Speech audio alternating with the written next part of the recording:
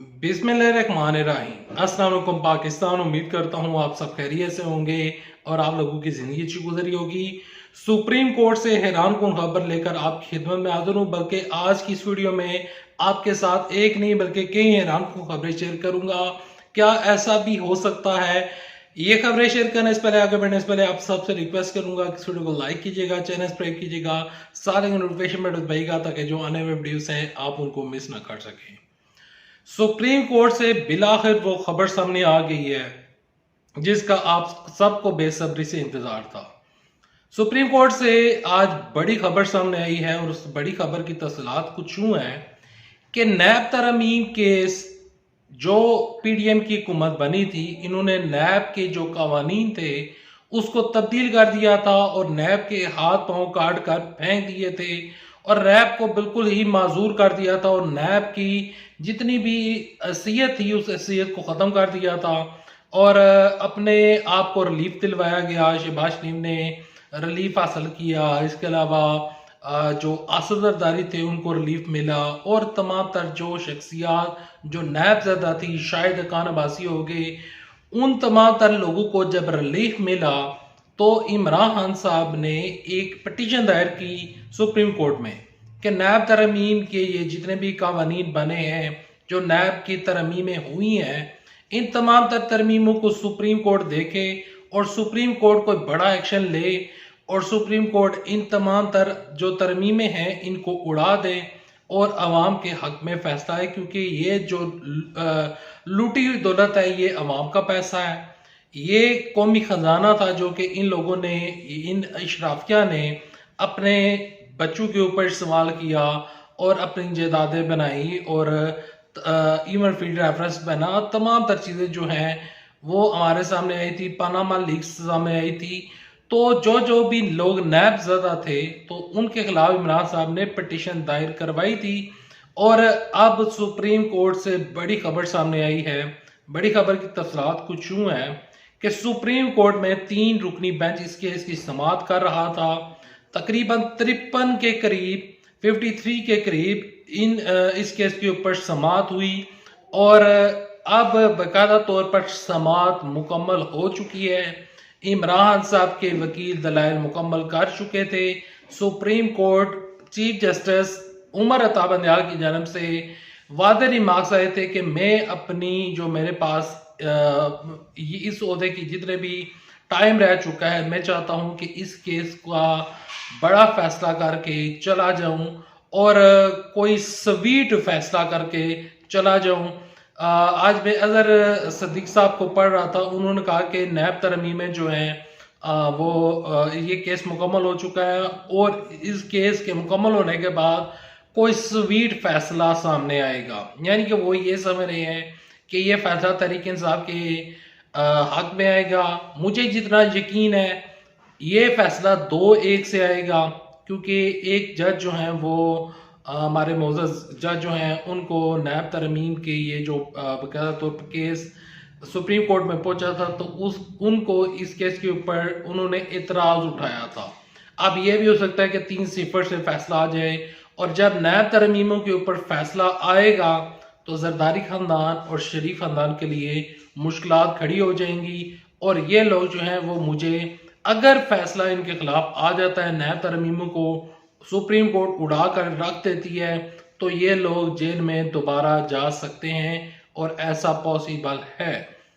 बढ़ते हैं अगली खबरों की जानब और अगली खबरें कुछ यूं हैं कि कल से सोशल मीडिया के ऊपर एहसन इकबाल का एक बयान वायरल हो रहा है। उस बयान में वो कहते हैं कि मरियम नवाज शरीफ साहबा के हाथों में अगले ये जो नौजवान हैं उनके मुस्तकबिल जो है वो मरियम नवाज शरीफ साहबा के हाथों में है।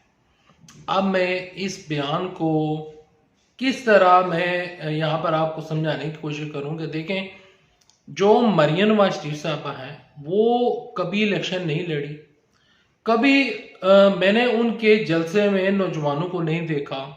जो मुस्लिम लीग नून के सपोर्टर्स हैं या पीपल्स पार्टी के सपोर्टर हैं तो वो बड़े हैं, जो कि जिन लोगों की तादाद उम्र जो है वो 40-50 साल या 60-70 के करीब हैं, वो लोग इन जमातों को पसंद करते हैं, क्योंकि वो शुरू से ही ना सिर्फ वो बल्कि उनके जो दादा थे, परदादा थे, जो उनके फैमिली के बड़े लोग थे, वो इन लोगों को सपोर्ट किया करते थे।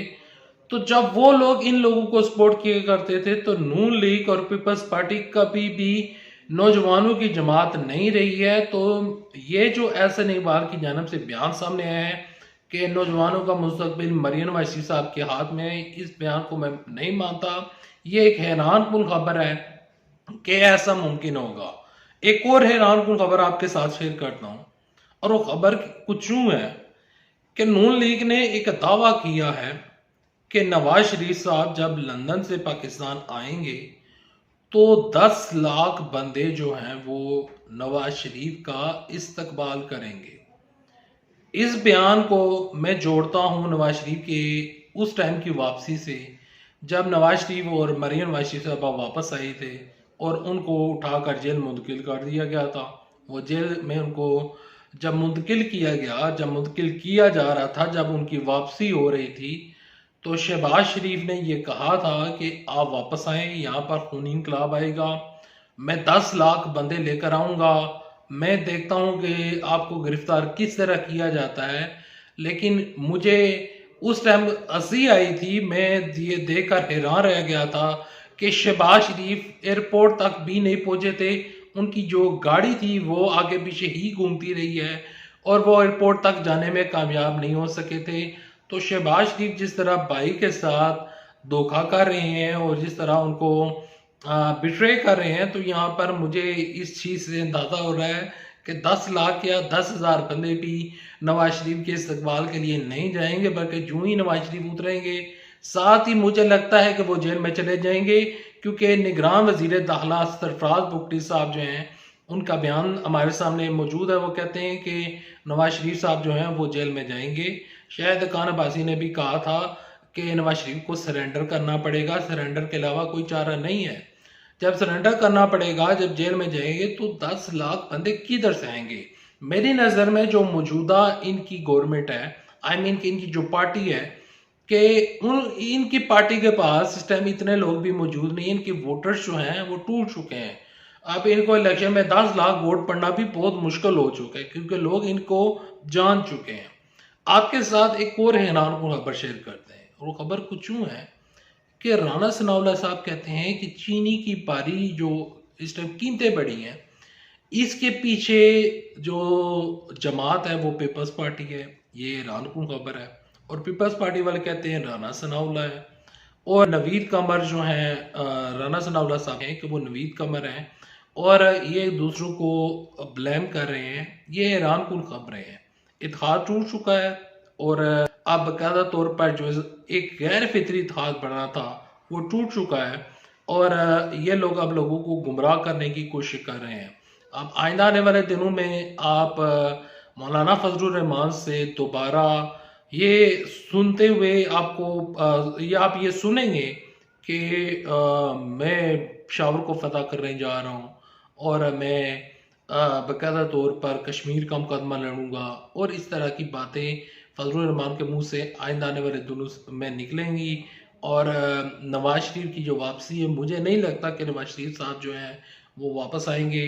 वो एक दफ़ा फिर बीमार पड़ सकते हैं, क्योंकि खुर्शीद शाह ने कहा था कि नवाज शरीफ वापस नहीं आएंगे, वो एक दफ़ा फिर बीमार हो जाएंगे। तो बीमारी बढ़ सकती है, और नायब के कानून में इनको सजा हो सकती है।